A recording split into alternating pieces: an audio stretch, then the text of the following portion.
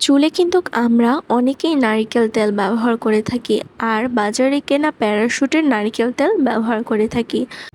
তো এই নারিকেল তেল খুব সহজেই কিভাবে বাসায় বানানো যায় তাই আপনাদের সাথে আজকে শেয়ার করব।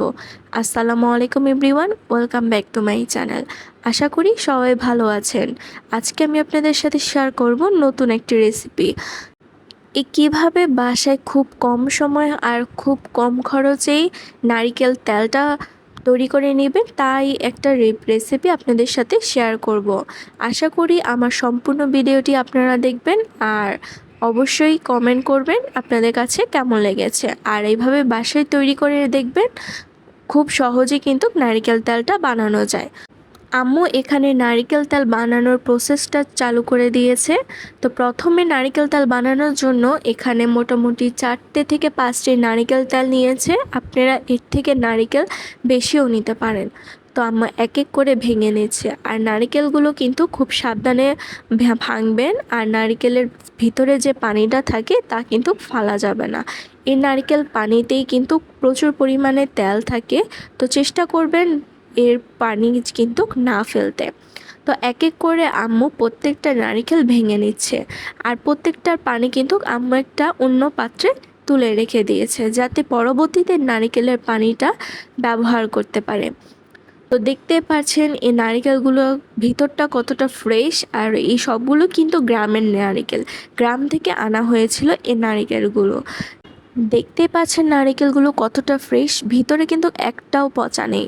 এই নারিকেলগুলো কিন্তু গ্রাম থেকে আনা হয়েছিল। আর অবশ্যই খেয়াল রাখবেন যখন গ্রাম থেকে আনবেন তখন নারিকেলগুলো কিন্তু তেলের নারিকেল হয়, তাহলে কিন্তু নারকেল থেকে খুব সহজেই তেলটা বের করা যায়।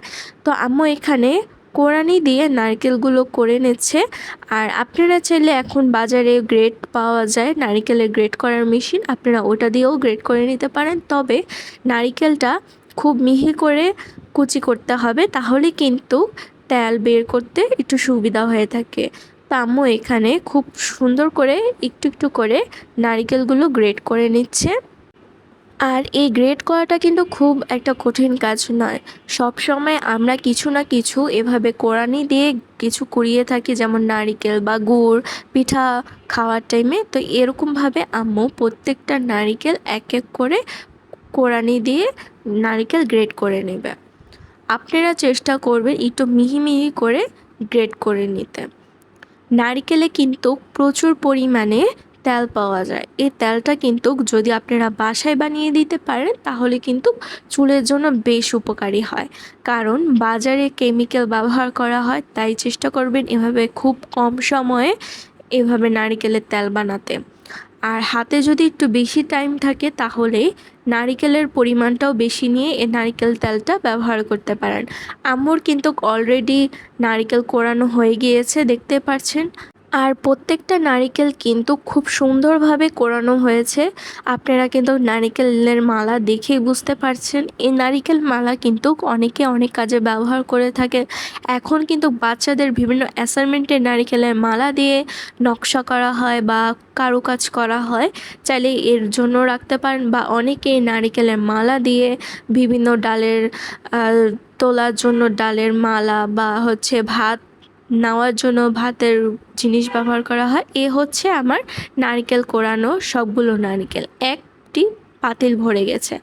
এখন আম্মু নারকেলগুলোকে আধা ভাঙ্গা করে নিচ্ছে যাতে করে এটা চিপড়াতে বা নারকেল তেল উঠাতে সুবিধা হয়।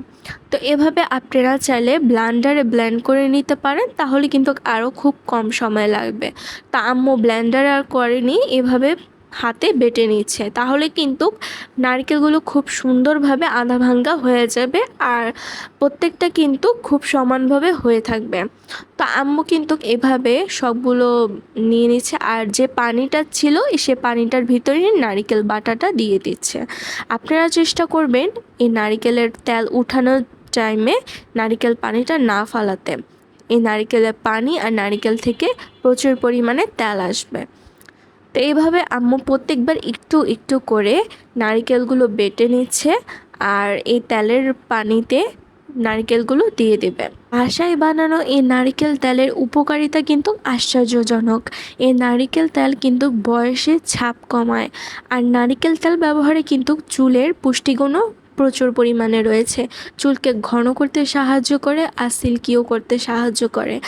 আর নারিকেল তেলের কিন্তু চুলকে উজ্জ্বল করতে সাহায্য করে আর চুলকে আগা ফাটা থেকে বিরত রাখবে। চুলের আগা কিন্তু আমাদের অনেকেই ফেটে থাকে, তো চুলের আগায় যদি এরকম নারিকেল তেল ব্যবহার করা হয় তাহলে দেখবেন চুলের আগা মজবুত রয়েছে, বেশ ফাটবে না। তো আম্মুর এখানে প্রায় নারিকেল বাটা শেষ হয়ে গিয়েছে, তো আম্মু এখানে বাটাগুলো থেকে একটু একটু চিপে চিপে অন্য সাইডে নারিকেলের খোসাগুলো রাখছে আর নারিকেল দুধটাকে বের করে নিচ্ছে। আপনারাও চেষ্টা করবেন এভাবে নারিকেলটা চিপে চিপে নারিকেল খোসাটা অন্য পাত্রে তুলে নিতে। তো বেশ খানিকটা এভাবে আম্মু তুলে নিয়েছে। আর নারকেলের দুধটা কিন্তু আপনারা অনেক কাজে ব্যবহার করতে পারেন। চিংড়ি মাছের মালাইকারি বা এখন থাইল্যান্ডের ফেমাস একটি খাবার স্টিকি রাইস, সেটা তৈরি করতেও আপনারা কিন্তু এই নারকেলের দুধটা ব্যবহার করতে পারবেন। এভাবেই কিন্তু আম্মু চিপে চিপে প্রত্যেকটা খোসা তুলে নিয়েছে, এখন ছেঁকে নিচ্ছে অবশিষ্ট খোসা তুলে নেওয়ার জন্য। আপনারা চেষ্টা করবেন একবারেই পানিটা ছেঁকে নেওয়ার জন্য, তাহলে কিন্তু একটু কষ্ট কম হবে। তো এখানে দেখতে পাচ্ছেন তেমন একটা খোসা নেই, আম্মু প্রথমেই খোসাগুলো চিপে চিপে নিয়ে নিয়েছে অন্য পাত্রে। তো এভাবেই ছেঁকে নিলে কিন্তু খোসা ছাড়াতে আরও অনেকটা সময় কম লাগবে। এভাবেই কিন্তু আপনারা প্রসেসটা চালাবেন, তাহলে কিন্তু দেখবেন সময়টা খুব কম লাগবে আর খুব সহজ হবে। আর এখন নারিকেলের যে খোসাটা বের হয়েছে সেটাকে আবার একটি পাত্রে ঢেলে কুসুম গরম পানি ব্যবহার করছি, যাতে তেলটা ছাড়িয়ে যায় খুব সুন্দরভাবে।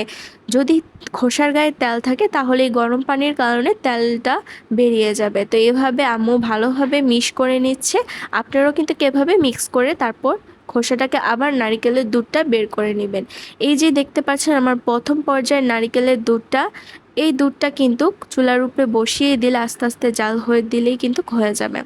তো এখন আম্মু এই মিক্সারটা আবার মিক্স করে আবার নারিকেলের দুধটা বের করে নেবে। আপনারা চাইলেই এই প্রসেসটা 2 থেকে 3 বার ব্যবহার করতে পারেন। আমরা এখানে 2 বার ব্যবহার করেছি। 2 বারে যথেষ্ট নারিকেলের দুধ ভরে বের হয়েছে, সাথে নারিকেলের তেলটা অ্যাডজাস্ট হয়েছে। এখন দেখতে পাচ্ছেন তেমন একটা পানিও নেই বা নারিকেলের দুধও বের হচ্ছে না। তো আম্মু এক এক করে খোসাগুলো সব তুলে নিচ্ছে। তা আপনারা চাইলে এ পর্যায়ে নারিকেলের দুধটা ছেঁকে নিতে পারেন। আমরা প্রথমে ছেঁকে নিই, সামান্য পরিমাণ খোসা ছাড়ানোর পরেই ছেঁকে নিচ্ছি, তাহলে কিন্তু খুব সময় কম লাগবে। তো এইভাবে আবার ছেঁকে নেওয়ার পরে আম্মু আবার খোসাগুলোকে তুলে নিচ্ছে।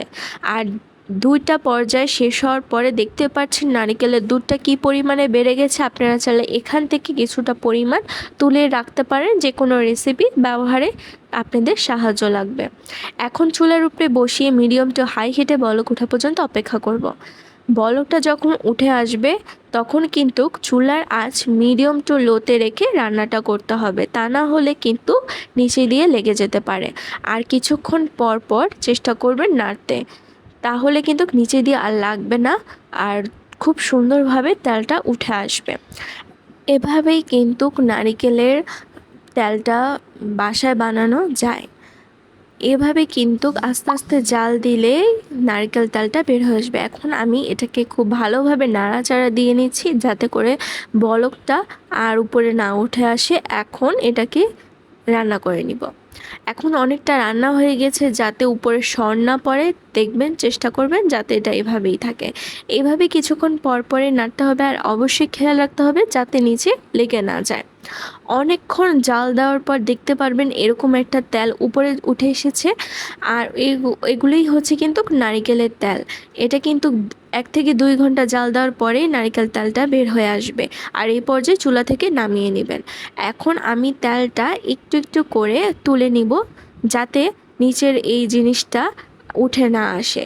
আপনারা চেষ্টা করবেন ছেঁকে নিতে, তাহলে কিন্তু আরও একটু সুবিধা হয়। আমি কিন্তু চামচ দিয়ে এভাবে তুলে নিচ্ছি, যার কারণে নিচের এই মোস্তা বলে থাকে এটাকে, এটা উপরে আসবে না। এভাবে তেলগুলো নিয়ে নেবেন। আর এই নিচের মোস্তা কিন্তু যে কোনোভাবেই এটা খাওয়া যায়, রুটির সাথে বলেন, ভাতের সাথে বলেন বা খালি বলেন, অনেকেই খালি খেতে কিন্তু খুবই পছন্দ করে। আমাদের অঞ্চলে এটাকে নারিকেলের মোস্তা বলে, আপনাদের অঞ্চলে এটাকে কি বলে অবশ্যই কিন্তু কমেন্ট করে জানাবেন। আর রেসিপিটি আপনাদের কাছে ভালো লাগলে অবশ্যই শেয়ার করবেন। এই দেখতে পাচ্ছেন নারিকেলের তেল, এটাকে কিন্তু জাল দিয়ে একদম ফ্রেশ করে নিতে হবে। এখন চুলার উপরে বসিয়ে দিব, উপরে বসিয়ে দেওয়ার পরে মিডিয়াম টু হাই হিটে এটাকে জাল করে নেব। আর দেখতে পাচ্ছেন খুব সুন্দরভাবে নারকেল তেলটা বলক উঠে এসেছে। আর এরকম বাদামি রঙের হলে অবশ্যই হাত দিয়ে চেক করবেন হাতে কোনো পানির ছিটা থাকে কি না। পানির ছিটা থাকলে ওইটাকে অবশ্যই আরও কিছুক্ষণ জাল করে নেবেন। পানির ছিটা না থাকলে বুঝে যাবেন তেলটা খুব সুন্দরভাবে হয়ে এসেছে। এখন তেলটা ঠান্ডা হলে অন্য আরেকটি পাত্রে ঢেলে নিব। দেখতেই পাচ্ছেন তেলটা কতটা সুন্দরভাবে উঠে এসেছে। এখানে প্রায় 1 বাটির মতো আমার তেল হয়েছে। আপনারা যদি আরও নারিকেল ব্যবহার করেন তবে আরও নারিকেলের তেল হয়ে আসবে। এটি কিন্তু ঠান্ডা হলে একটি বোতল বা জারে ভরে নেবেন। আর এটাকে কিন্তু বছরকে বছর এটা সংরক্ষণ করে রাখতে পারবেন। আম্মু এখন এটাকে একটি বোতলে ঢেলে নিচ্ছে, আর বোতলটা কিন্তু একদম ফ্রেশ করে নিতে হবে, তাহলে কিন্তু তেলটা ভালো থাকবে। এই দেখতে পাচ্ছেন এখানে আমার মোট 250 গ্রামের থেকে একটু বেশি তেল হয়েছে। আপনাদের কিন্তু এরকম হতে হবে 4টা নারকেল। আর এই হয়েছে মোস্তা, এটা কিন্তু জাল দেওয়ার পরে একটু বাদামি কালার হলে কিন্তু তুলে নেবেন। এটা কিন্তু খুবই মিষ্টি আর খেতেও কিন্তু দুর্দান্ত লাগে। পরোটা কিংবা ভাতের সাথে, গরম ভাতের সাথে খেতে কিন্তু দুর্দান্ত লাগে। এখন এটাকে বক্সে ভরে ফ্রিজে রেখে দেব। এটা কিন্তু মিনিমাম 1 থেকে 2 মাস ফ্রিজে রেখে খেতে পারবেন, নষ্ট হবে না। বাজার থেকে কেনা নারিকেল থেকে এভাবে বাসায় তৈরি করলে কিন্তু খুব একটা সুবিধা পাওয়া যায়। আমার ভিডিওটি ভালো লাগলে অবশ্যই চ্যানেলটি সাবস্ক্রাইব করে সাথে থাকবেন, আর লাইক শেয়ার কমেন্ট করতে কিন্তু ভুলবেন না। সম্পূর্ণ ভিডিওটি দেখার জন্য সবাইকে অনেক ধন্যবাদ। আল্লাহ হাফেজ।